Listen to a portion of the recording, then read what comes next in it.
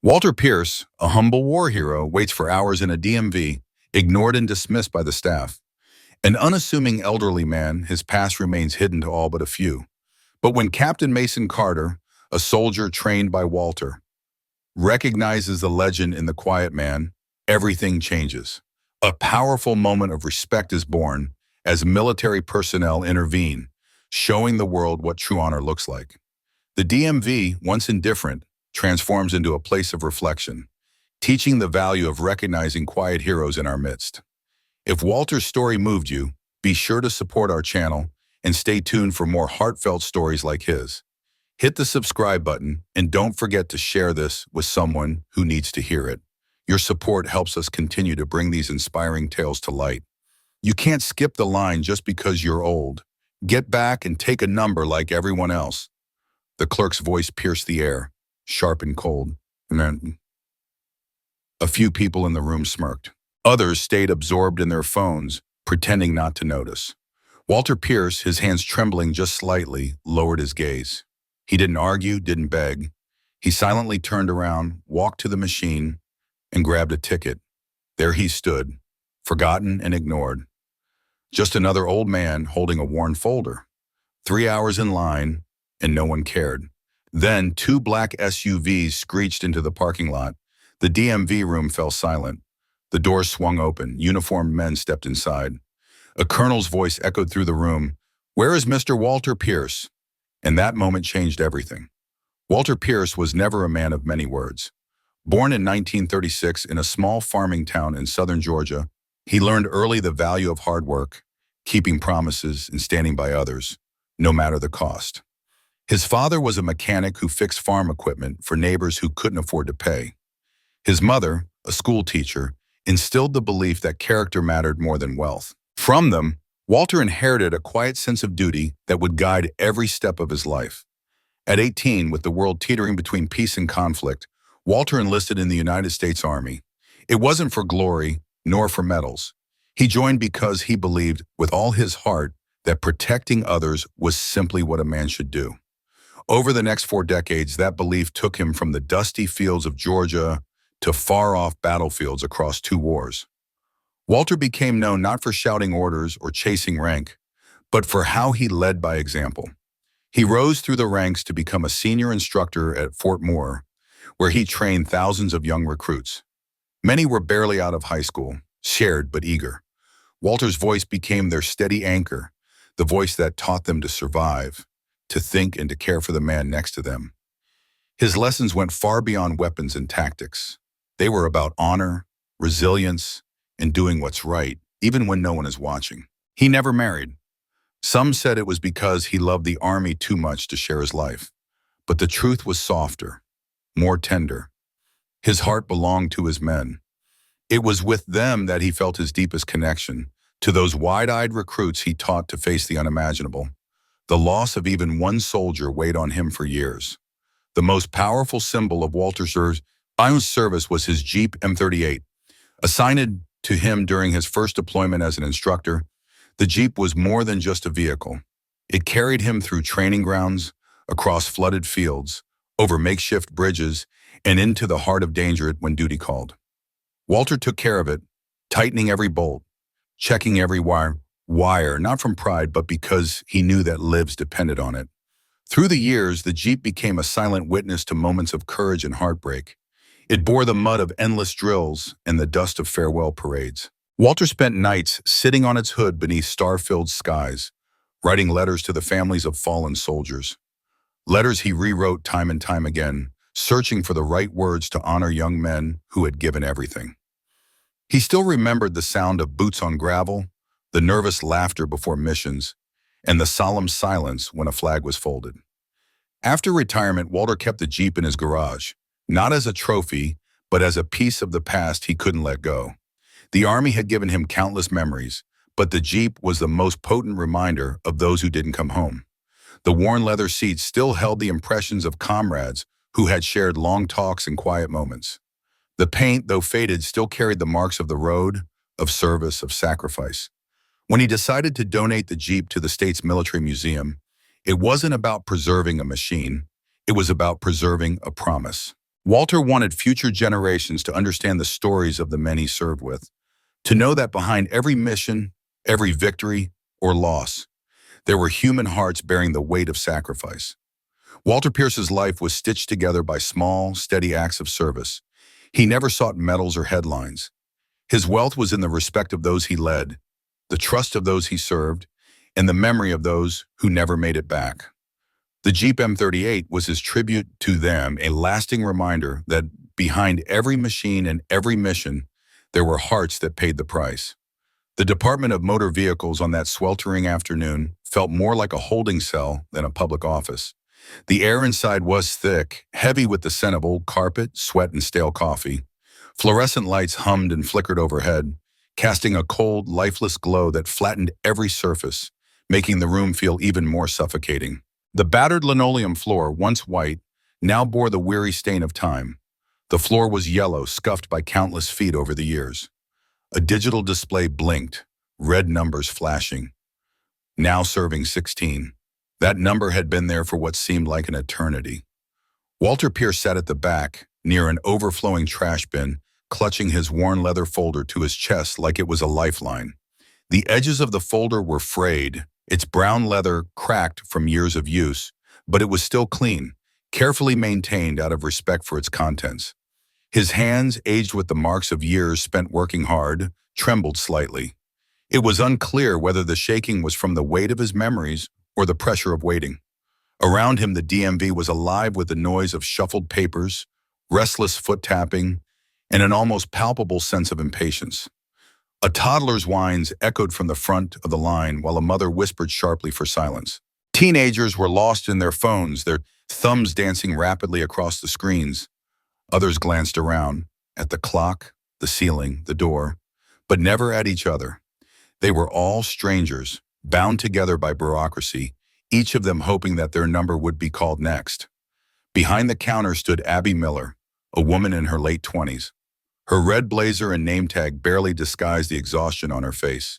She moved mechanically, stamping papers, sliding forms back and forth, as if she were in a race against time. Her ponytail was starting to unravel, loose strands falling into her face. With every confused customer, her patience thinned. An exaggerated sigh escaped her lips when someone fumbled for a document. When an elderly man asked her to repeat something, she raised her voice, not to help him understand, but to ensure everyone heard her frustration. Earlier, when Walter had approached the counter without a ticket, she hadn't even looked up before snapping at him. "You can't skip the line just because you're old. Get back and take a number like everyone else." Her words sliced through the room, sharp and cold. A few people smirked. Most averted their eyes, either embarrassed for him or perhaps relieved they weren't the target of her ire. Walter didn't argue. He didn't plead. He simply nodded, turned around, and slowly walked to the ticket machine. The paper ticket now sat in his lap. 92. The screen still blinked 16. The minutes passed, stretching into one long, indistinct blur. The only sign of time moving was the growing tension in Walter's shoulders and the occasional change of number on the screen. He inhaled deeply, letting his gaze fall not on the restless faces around him, but inward, back through the years, to the long waits of a different kind. In his mind, the stale air of the DMV shifted into the thick humidity of a jungle night. He remembered the gritty taste of dust from desert patrols, the endless hours spent crouched in a foxhole, listening for the sounds that didn't belong. He remembered the faces of young men, wide-eyed and weary, waiting for dawn, waiting for orders, waiting for news that never came. He remembered their names, each one, each life lost in the span of a moment. The shuffle of papers at the counter became the sound of boots grinding over gravel. The hum of the lights overhead turned into the low, distant drone of a transport plane. The blinking red numbers on the display faded into coordinates, mission codes, call signs. Walter's fingers tightened around the folder. Inside it were the papers for the Jeep, a symbol of everything he'd lost, everything he'd promised to protect. The Jeep that had carried him and his men across every terrain, through every battlefield. The Jeep that had been there during the goodbyes he'd never wanted to say. The folder wasn't just filled with papers. It was a ledger of his life. The promises he'd made, the men he'd tried, and failed to bring home. A loud sigh from Abby jolted him back to the present. She slapped a form onto the counter, her voice rising with frustration as the next customer stumbled over a signature. Walter blinked, adjusting to the cold fluorescent lights of the DMV. The weight of the folder in his lap felt heavier now, as if the memories inside were pressing down on him. Nearby, two young men whispered to each other, glancing at Walter with a mix of amusement and disbelief, then quickly turning away. A woman to his left shifted uncomfortably, her eyes flicking toward him, her body language clearly signaling her discomfort. But Walter didn't move. He had learned long ago the strength it took to wait, to endure, to let the world move at its own pace and find peace in the stillness. His heart was steady, his expression calm. Outwardly, he was just another tired old man in a government office, waiting for his number to be called. But inside, Walter Pierce was standing shoulder to shoulder with men he would never forget, waiting once again for a moment that would change everything. That afternoon, Captain Mason Carter had come to the DMV for something as simple as a license renewal. Like the others, he was frustrated by the heat, the endless wait, and the slow crawl of numbers on the screen. He stood in line, just another citizen, his military service offering him no advantage here, not even the smallest courtesy. In the somber, quiet atmosphere of the government office, Mason felt a stirring unease. He shifted his weight, his gaze drifting towards the elderly man seated at the back of the room. Initially, he saw what everyone else saw, a frail, tired old man, hunched over, clutching a folder as if it were his only possession. Yet, something about him gnawed at Mason. It wasn't just his age or weariness.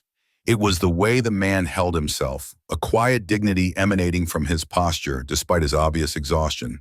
The faded patch on the inside of his jacket's cuff, barely noticeable, only seemed to add to the man's aura of forgotten importance. As the elderly man adjusted his folder, a piece of paper slipped out just enough for Mason to catch sight of a name printed in block letters. Walter Pierce. A jolt ran through Mason. The name wasn't just familiar, it was legendary. Walter Pierce had been a senior instructor at Fort Moore, a man who had trained countless soldiers, including Mason's father. He had shaped the foundation of military training for generations, and his lessons still echoed in whispered reverence across Army circles. Mason's pulse quickened. Here, sitting unnoticed in a DMV was the man who had built warriors, now reduced to waiting for hours, ignored by everyone around him. The injustice of it struck Mason deeply, but not for Walter. No, Walter seemed unbothered by it. It was the room that Mason resented, and himself for not recognizing who this man was sooner. The shame surged within him, but more than that, the urge to act. He couldn't let this stand. Without another thought, Mason stepped out of line. His mind raced as he fumbled for his phone, hands trembling slightly as he dialed the direct line to Colonel Thomas Reed, his superior and the head of statewide military affairs. The colonel was a man of power, and Mason knew he would understand the gravity of the moment. When the colonel's aide picked up, Mason's voice was steady but urgent. "This is Captain Carter. I'm at the DMV on 5th and Main. Walter Pierce is here." Yes, that Walter Pierce. He's been waiting for hours, ignored, disrespected. "Sir, I think we need to intervene." There was a moment of silence on the other end, the kind of pause that told Mason the colonel was absorbing the weight of his words. Then, in a clipped tone, the colonel replied, "Stay with him. We're on our way." Mason hung up and glanced over at Walter, who was quietly gathering his documents, a worn slip of paper trembling in his hand as he tried to slide it back into the folder. The man's hands shook slightly, not from weakness, but from the weight of history and memories they held. As Walter's folder slipped from his grasp and papers scattered across the floor, Mason was there in an instant. He crouched down, collecting the documents with reverence, handling each piece as though it were sacred. Walter looked up at him, confusion in his eyes. "Please wait here a moment, sir," Mason said softly, his voice laced with respect. Walter frowned, his brow furrowing with uncertainty. "Is something wrong?" Mason shook his head. "No, sir. Quite the opposite." And then it happened. The noise, the hum of conversation, the shuffle of impatient feet, it all vanished. Outside, tires screeched, and two black SUVs slid into the parking lot with military precision. Doors opened in unison, And from the first SUV emerged Colonel Thomas Reed. His uniform was immaculate, his face set with determination and purpose. Behind him followed a state aide and two active duty soldiers, their eyes scanning the area as if on a mission. Inside, the room went utterly still. The sound of boots striking the worn linoleum echoed across the silence. The DMV director, flustered and caught off guard, hurried from her office, her blouse hastily straightened as she rushed to meet the sudden arrival. Colonel Reed didn't waste time with pleasantries. His sharp eyes swept the room, taking in everything in a single glance. "Where is Mr. Walter Pierce?" His voice cut through the tension, commanding, filled with history, with duty, and with respect that had long been overdue. Walter, still standing near Mason, hesitated, unsure if this was real, if this moment was truly happening. Slowly he raised his hand, his eyes wide with disbelief. The colonel strode over to him, stopping directly in front of the man who had helped shape generations of soldiers. Without a word, he extended his hand, no mere greeting, but a salute, a gesture of honor. "It's an honor to meet you, sir, and I'm sorry it took us this long." Walter took the colonel's hand, his expression a mixture of confusion and deep humility. Around them, no one moved. The air in the DMV had thickened, the weight of the moment heavy on everyone present. The noise, the bustle, the impatience, all had vanished. The room was holding its breath, realizing too late the greatness that had been sitting quietly among them. In that instant, everything changed. The handshake, firm but tender, carried more weight than any medal or citation could ever convey. It was a passing of respect, of history, a brief but profound acknowledgement of a man who had given so much only to be forgotten.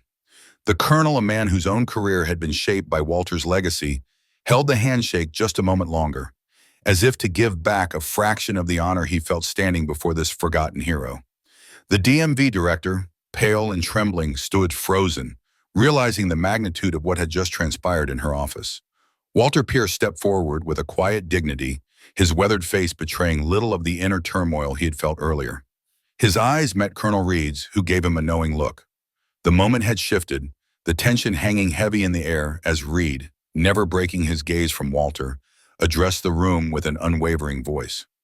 "This man is a military legend in our state," Reed said, his voice both commanding and reverent.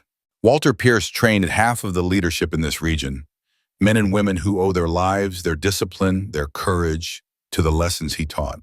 For over 40 years, he shaped soldiers. Not for fame, not for medals, but because he believed in service above self."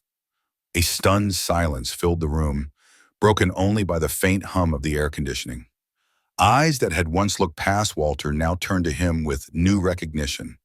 The teenagers who had smirked at him earlier now sat upright, their faces betraying shame. The woman who had pretended not to notice him blinked back tears, her earlier indifference now replaced by a deep, remorseful awareness. Colonel Reed's gaze swept over the crowd, each pair of eyes seeming to shrink under the weight of his words. "It is unacceptable," Reed continued, "that a man like Walter Pierce should ever be treated with anything less than respect. And let this be a lesson for all of us. We never truly know who stands beside us, quietly carrying the weight of sacrifice." Abby Miller, who had earlier snapped at Walter, felt the sting of her actions. The heat of shame crept up her neck, but she couldn't move. She wanted to vanish, to disappear into the crowd, but the colonel's voice pierced the silence. "Were you the one who assisted Mr. Pierce earlier?" Reed asked. Her voice faltered. "Yes, sir, but I didn't know." Reed's tone softened but remained firm. "That's the point. You didn't know, and yet every person deserves to be treated as if they might be someone who gave everything so you could stand here today. Learn from this. Let it change you." The DMV director, finding the courage she hadn't known she had, stepped forward, her hands clasped in front of her in an apology. "Mr. Pierce, I am deeply sorry. We failed you today. Let me personally see that your business is handled properly." Walter, ever the quiet man, simply nodded. There was no bitterness in his eyes, only the same steady dignity he had carried through every trial in life. He didn't seek praise nor vengeance. He just wanted to be seen, truly seen. Without a word wasted, the process began. The director herself led Walter to her office, guiding him with care, personally reviewing each of the documents he carried. What would have taken weeks to process was done in mere minutes. Calls were made, confirmations obtained. Colonel Reed stayed close, vigilant as if guarding Walter's honor now, as fiercely as Walter had once guarded his recruits. When Walter stepped back out into the waiting area, it wasn't just the paperwork that had been transformed. The atmosphere in the room had shifted. What had begun as a day filled with indignity had now become a lesson that would stick with everyone who witnessed it. The Jeep M38 that Walter had cherished for decades was transported the very next morning by an official military tow team. Its journey to the State Veterans Museum felt almost sacred, as if the vehicle itself held within it the spirit of those who had served and sacrificed. Museum staff, alerted by Colonel Reed, prepared a space worthy of the history it carried. When the Jeep arrived, it was met with respectful silence. Restoration experts worked to preserve its original paint, its worn leather seats, its proud yet weathered frame. Within weeks, the Jeep became the centerpiece of a new Veterans Hall exhibit. A bronze plaque was mounted beside it, the simple but poignant words etched deeply. Donated by Walter Pierce, distinguished instructor, honored citizen, in memory of those who served and those who never returned. Visitors to the museum often lingered longer in front of the Jeep than any other exhibit. Veterans stood quietly before it, lost in their memories, recalling their own journeys and the mentors who had shaped them. Families, too, read the plaque aloud to their children, teaching them what it meant to serve without seeking glory. Back at the DMV, the changes didn't stop with that one day. New training programs were implemented. Staff members, including Abby, attended seminars on dignity and respect, led by Captain Mason Carter. Policies were rewritten to ensure elderly and disabled visitors were given the assistance they deserved. Though Walter never asked for any thanks, his quiet strength that day reshaped the way the community viewed and treated its unsung heroes. The greatest tribute, however, wasn't in the plaque or the exhibit. It was in the way people began to see differently. They learned to recognize that behind every face there could be a story of sacrifice waiting to be acknowledged. 2 weeks later, Walter Pierce found himself standing once again before the familiar glass doors of the DMV. The building hadn't changed. The paint still peeled at the corners of the windows, and the neon sign above the doors still flickered hesitantly. But inside, something was different. Walter could feel it, a subtle shift in the air, like the stillness before dawn when the world holds its breath, waiting for the sun to rise. In his hands, Walter carried the same worn leather folder, the documents inside still the same. But the world had changed, and so had the way people looked at him. The tasks today were simple, just paperwork for renewing his driver's license.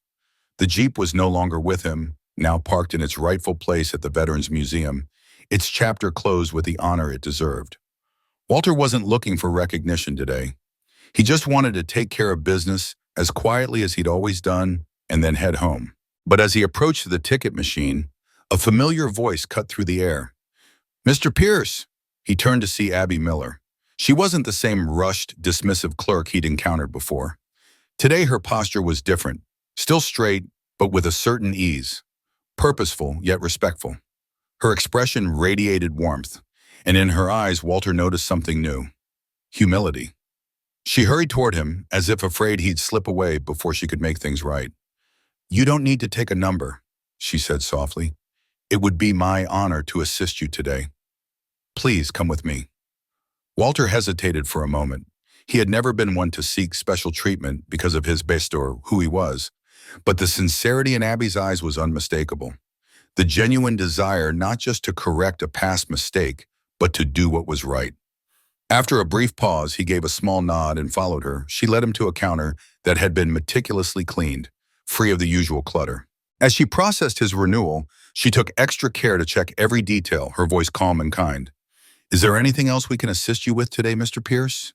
she asked as she handed him his new license. Walter slipped the card into his shirt pocket, his fingers brushing against the smooth plastic. With a soft smile, he shook his head. "No, thank you. You've done more than enough." For a moment, Abby stood there as though struggling to find the right words. She took a quiet breath before speaking. "Mr. Pierce, I want to apologize again. I've thought a lot about what happened that day. I was wrong, and I'm grateful you gave us the chance to do better." Walter met her gaze, and in her eyes, he saw more than just remorse. He saw growth. And that, to him, mattered more than any apology. "We all make mistakes," he said simply. "What matters is learning from them." Around them, other staff watched, not out of curiosity but out of respect. Word had spread about what happened 2 weeks ago. Captain Carter's training sessions, inspired by that day, had changed how the staff viewed their work. Each visitor was now seen as a story waiting to be heard, not just a task to be checked off. Walter tipped his cap to Abby, a small gesture of acknowledgement, then turned to leave. But before he could make his way to the door, Abby called after him softly, "Mr. Pierce, thank you for teaching me something that truly matters." He paused, glanced back at her, and gave a small nod. There was no pride in his eyes, no sense of triumph, just the quiet satisfaction of a man who knew that real change often begins with a single act of recognition. As Walter stepped outside into the sunlight, the warmth against his skin felt different. It wasn't the world that had changed overnight. He knew that. But in this small corner of it, in this modest office where he had once been invisible, something good had taken root. And for Walter, that was enough. In the end, his story wasn't about the Jeep, the museum, or even the overdue recognition of his service. It was about something far deeper, something that resonates with anyone who has ever stood in silence, hoping to be seen. Walter's journey was a reminder that dignity isn't something granted by medals or titles. It's something that belongs to everyone, simply by virtue of their humanity. When Walter entered the DMV that first day, he didn't seek honor.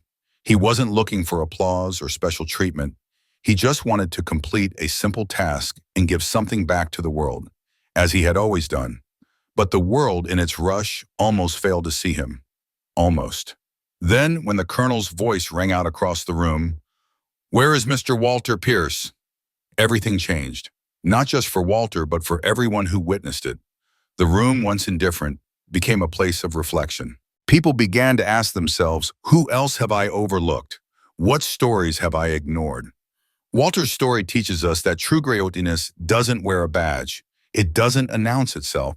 It waits quietly, humbly, doing what is right, because that is what the heart commands. And when we fail to recognize it, we don't just dishonor the person before us, we dishonor ourselves. The transformation that followed at the DMV wasn't about new policies or training programs. It was about hearts changing, about seeing beyond the surface and remembering that every person we meet carries with them memories, sacrifices, dreams, and struggles that we may never fully understand. Walter's presence sparked that awakening, not through anger or demand, but through the quiet power of his example. Perhaps this is Walter Pierce's most important legacy.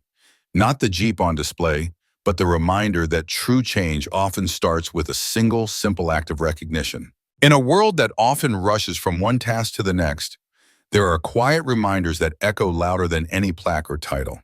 These reminders don't necessarily come from grand gestures or accolades, but from the simple yet profound truth that every person carries a story, one shaped by moments of courage, loss, sacrifice, and hope.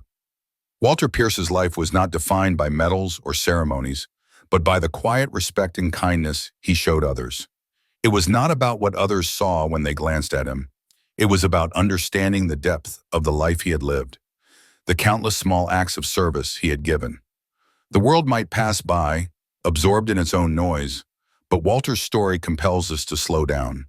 It encourages us to look beyond the surface and see the people around us for who they truly are, not just for the fleeting moment they occupy in our hurried lives. In each person we encounter, there is a history, a collection of experiences that has shaped them. Behind every quiet individual, whether they are standing in line at the DMV, sitting on a park bench, or simply walking down the street, there's a life full of sacrifices, victories, and challenges. In the modern world, it's easy to forget this. We're often distracted by technology, absorbed in our screens, or rushing through our daily routines. How many times have we stood in line at a grocery store, at the bank, or at the post office without truly seeing the people beside us? How many times have we walked past someone without a thought, never realizing the weight of their story? Walter Pierce's experience serves as a wake-up call.